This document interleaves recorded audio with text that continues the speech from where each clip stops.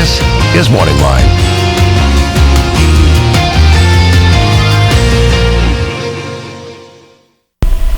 Good morning, everyone. Thanks for joining us on MorningLine. Nick Ferris here on a wet, rainy, and dare I say, stormy Monday.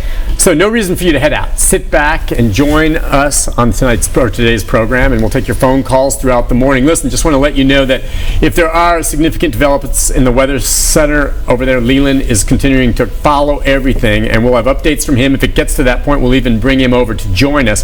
But as it stands right now, if you're heading out, it's just very, very wet. We've got some thunder and lightning in the area, a little bit of wind damage in a few isolated spots, but nothing too severe right now.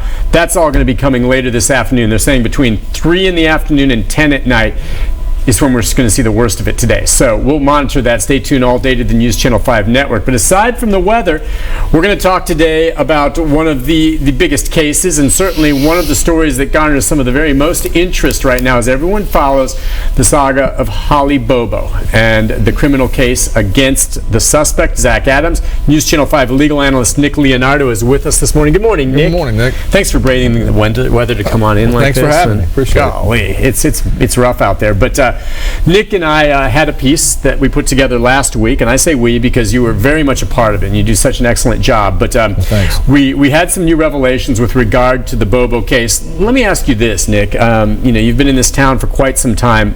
The interest around something like this, the way it's playing out, it seems to be approaching the level of a case like a Mary Winkler case or a Perry March case. Would you agree? They're different cases, but the interest is there. Oh, absolutely. I mean, you're starting to see, I think it's actually gotten some national media attention as well, but, and she was an attractive young girl, and we don't know what happened to her, even today. And, so, I think there's a lot of interest in this particular case, but, again, the state's going to have to prove that she is, deceased. And that's another big issue they're going to have to deal with. Because especially with the issues of the girls in the Cleveland kidnapping, that I think were gone for approximately 10 years. They showed up alive all those years later. Exactly. So that's a big hurdle they're going to have to get past in this case, is to prove that she's actually dead. Well, listen, one reason we wanted to do this is that we suspect some of you may have some questions about it. I have more questions for Nick as we get into this, but what we're going to do is queue up for you the story that aired last Thursday night at 10 o'clock. A lot of people saw that. It went to the heart of some of those questions you were just talking about. Keep in mind, very much, as Brian cues that up for us back there, you let me know when it's ready, but very much of the evidence, discovery, and all that all remains under seal right now. Why is that?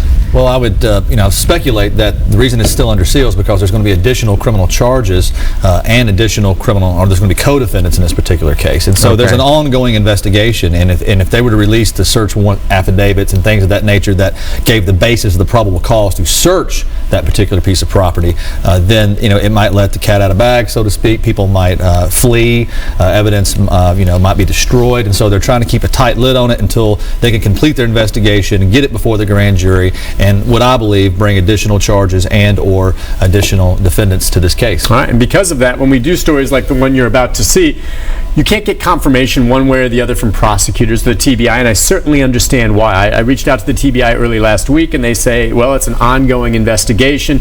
At this point, we can't go into any of these details. I respect that, and as a result, you can't get them to confirm anything, and so much of what we're dealing with is what others have told us that we believe to be credible or close to the case, and maybe they're not all that credible. Who knows? We'll find out if one of the people we talked to, Zach Adams' grandfather, was lying to us or not down the road, but he gave us some very interesting information that was part of this story. So let's get some background on that with you now, and then we're going to open up the phone lines as we talk. But let's look at that piece.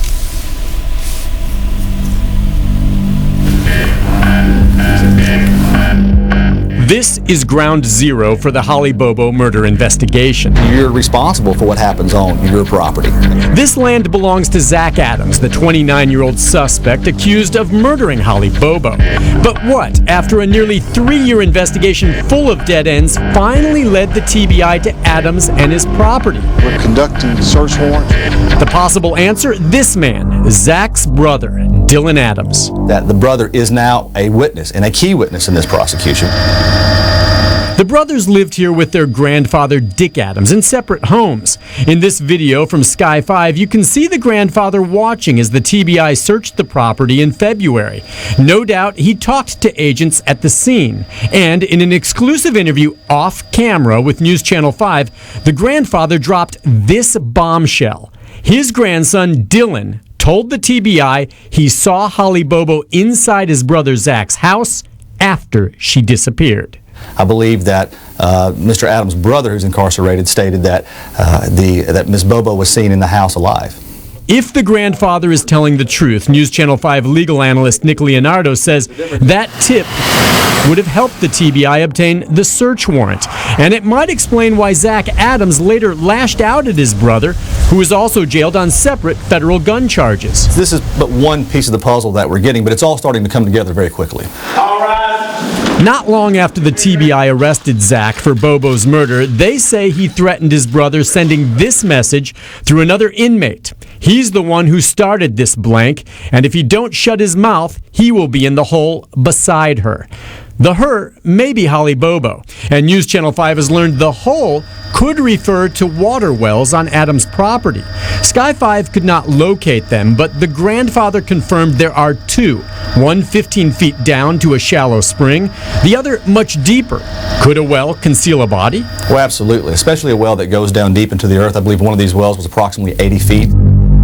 So that's definitely a place of interest. In fact, the grandfather confirmed the TBI used backhoes to dig up and search both wells. There's no indication they found a body, but several sources close to the investigation say they did recover physical evidence, possibly bone fragments.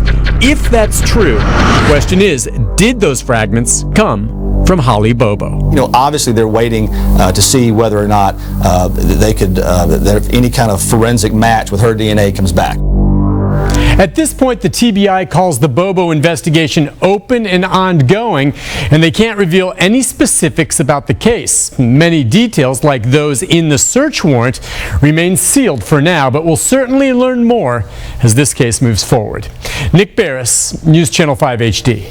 All right, from tape to live, we're back, and it is interesting. Now, we don't know, and the TBI has not confirmed in any way whether they have found any physical evidence. We're wondering if during the search of one of those wells they found some bone fragments. It does take time to get a DNA result back, doesn't it? Absolutely. I mean, it would have to go to the TBI, which is over here in East Nashville, off Ellington Parkway, and there are other cases that may be set for trial sooner that they're still working on. So it takes a little bit of time to get the confirmation back you're needing. Okay, and again, we don't know. We've heard from folks we've talked to close to the investigation, not the prosecutors or TBI, that there are indications they may have found something, but for all we know, if they did, it could be animal bones, could be anything. We don't know yet, but certainly you take it as a whole, and it creates a plausible explanation for one way this might have played out.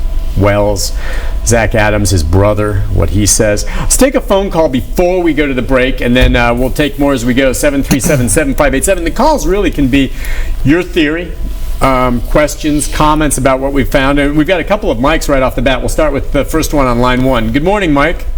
Good morning, Nick. Hey, Mike. Good morning to you. Enjoy your program.